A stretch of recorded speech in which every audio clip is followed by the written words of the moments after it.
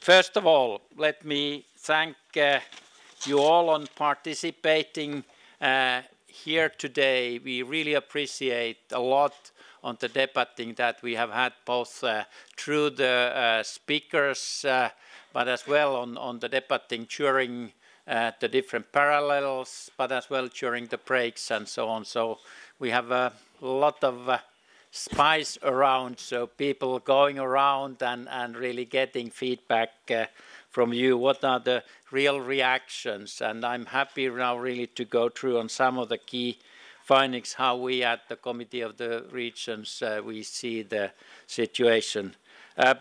Really, unfortunately, Commissioner Vice President Jyrki Katainen was not able to join. We just got a message, as Mikkel already pointed out. So unfortunately, his daughter was and now it's in hospital and so on. So I know his family as well, because they've lived years in my hometown in Espoo, and his Jyrki's wife been working for our city as a specialist on development of our educational system, and we've several times seen the children as well. So all, Mikkel, you take all the greetings to him, and good success to get the daughter back from the hospital.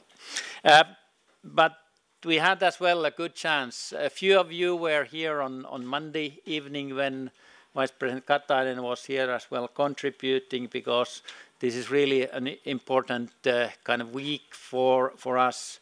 Most likely I'm going to meet Jyrki Katainen again next Monday. We are having these issues on a local level in Katowice, a good discussion there with the industry, linking the investment issues to the energy union issues and what can and how could be done. And for us, as you know already, with the rapporteur, Claude Keverk, so we'll have tomorrow a debate and votings of the CR opinion tomorrow at the CR plenary. So after that, we'll have even a stronger kind of basics for our operations. We are happy anyhow to know that it's been an impressive interest on this issue. We have strong contributions from several of our members, so there are a lot of amendments. But what I'm happy as well to inform, so that we agree on the major political groups very strongly, so the importance of this issue, and we share joint interest, joint perspectives that we can really contribute a lot. And that means through us, it means really that the regions play a crucial role.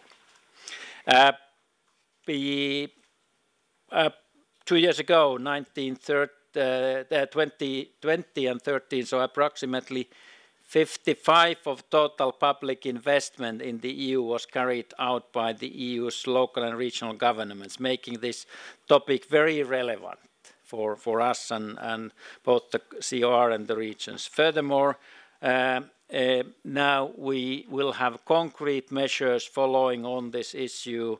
We had our rapporteur already earlier, special discussions with the Parliament and thus influencing the Parliament's own activities, and we will continue this. So we as well this evening with the Bureau, our CR Bureau, will define a few of our key priorities, and this investment package definitely is one of those.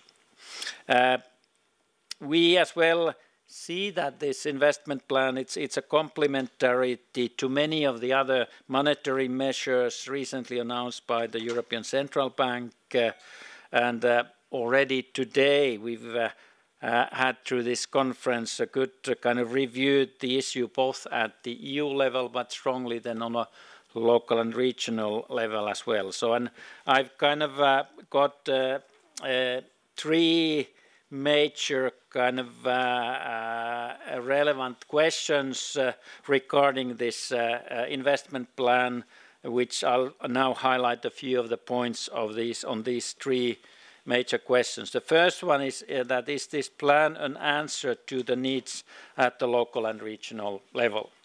A few points related to that. As Vice President Katainen pointed out on Monday already in our discussions, that investments have fallen by approximately 15% since its peak in 2007 as a result of the economic and financial crisis. So there is a strong need now for these investments.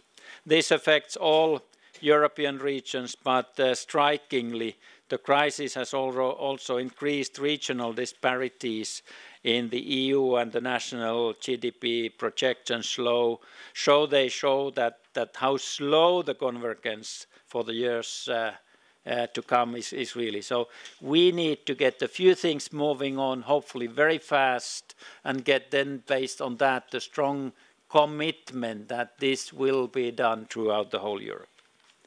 And therefore, the big issue that came very clearly on Monday as well through the Vice President Katainen was that we need to integrate. At all levels, we need to integrate the investment plan and this package with other policies like digital single market. Mikael already mentioned that. So and then energy union definitely is one of those. Traffic, kind of smart traffic development, but especially if I look from the region's perspective, so all the regions have operated on our own smart specialization strategies, defining the priorities for each of the regions, and these means then that these regions on a European scale, we are collaborating, we are partnering much more than in the past. And this is a strong message as well, so that these smart specialization strategies of regions which are innovation strategies. So it's not covering all aspects of regional policy, but especially innovation, how to make the strong steps to the next level. So with those, we can find regions who collaborate, kind of smart regions, smart regional collaboration, and share the interest, create projects, experiments, pilots, prototyping, and thus through the collaboration find and create the new solutions. And these can be nicely and they should be heavily integrated then to the, let's say, more traditional investments. So what our message is to the Commission as well, so that we definitely need to have kind of very tough rules what kind of investments we are looking. But as Commission has convinced, Vice President Katainen has clearly stated that as well, so that it's not the role of political decision making at the Commission level to pick that project from that region or that one from another, but let the mechanism to move on. But we at the local level, local governments, local political decision making jointly with local business life and banking sector needs to have a strong impact on that. And there we need to build this strongly on the smart specialization strategy on the region's own priorities, and do that again, as I said, so jointly with the on a European basis, European partnership basis. This is as well one of the elements that came from many of the discussions, so that stating that the kind of simplification of the governance integrated then to the request that although that the big investments are very complex by nature, but the processes should not be too complex. We need to encourage the people to bring up on the elements. Additional element that comes from the Commission as well, when we integrate the work of the smart specialization policy, when we see this investment package as a complementary to cohesion funding, is that we can use, and actually as the Commission message is clearly so, we should even at the regional level use the different funding sources. So multi-financing, use the cohesion funds along with the investment package or Horizon 2020 research, so that integrate the different elements, and then thus making kind of a separate project, larger entities, larger kind of mega endeavors, projects that can be managed traditional sense separately, but then orchestrated together. So orchestration here means good synergy, where then using these different funding instruments, the regions can define, make good concepts, good evidence-based documentation when they go look for the funding from these different sources.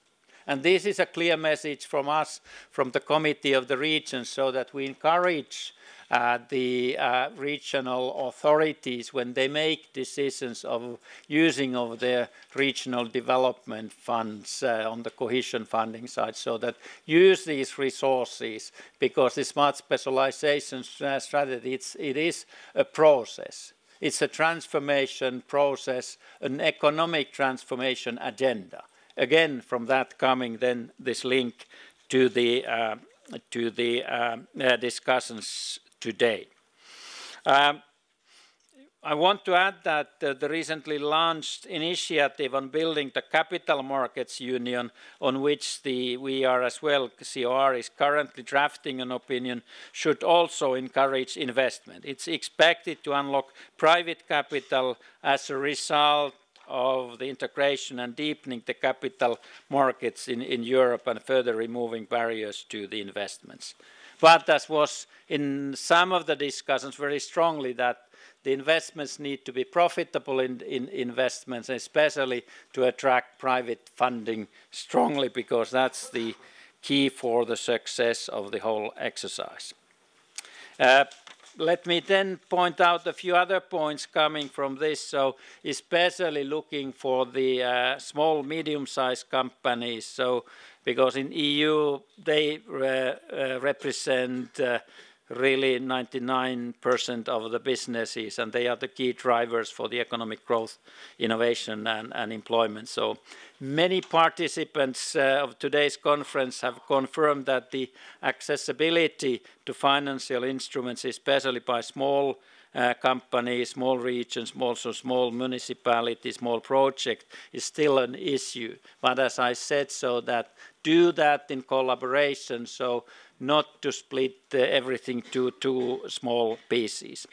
Currently, small municipalities have the possibility to group together in order to reach critical mass, which applies as well to small companies, small projects, and thus having a critical mass to implement financial instruments. In practice, however, this means that small projects and small municipalities will be most probably dependent on national and intermediary levels, and effective coordination, again, a task for our regional actors. Now let me look then the second big question that you have discussed today: what role can regions and cities play in the local rollout of the investment plan?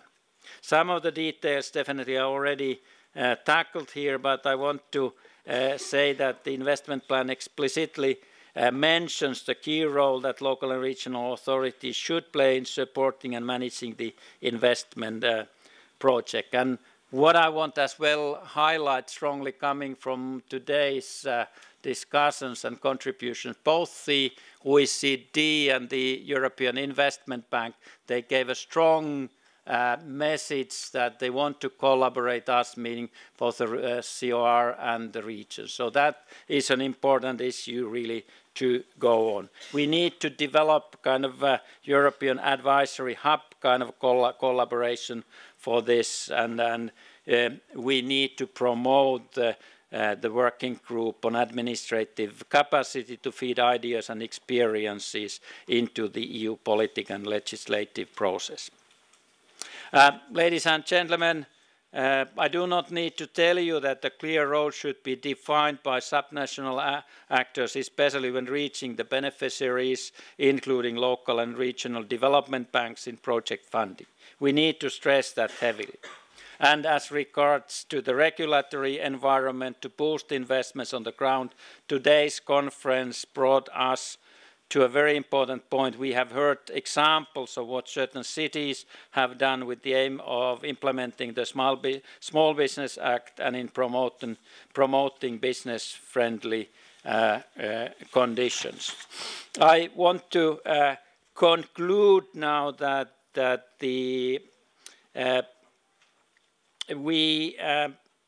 here 2 days ago we were hosting the European Parliament Intergroup on the long-term investment and reindustrialization, and there we as well got a lot of good feedback, and now we are kind of combining the feedback of that activity and this session and integrating that to our own opinion, and thus we are giving a clear message. So what can be done at different levels, and thus especially mobilizing through our own members, because our role as a COR is to help our members to bring the best ideas, assist them in kind of bench learning process where they learn from the others, not just to know the facts and figures from some of the other regions, but really join forces between the regions and then use the existing instruments that the EU has provided and on which we are collaborating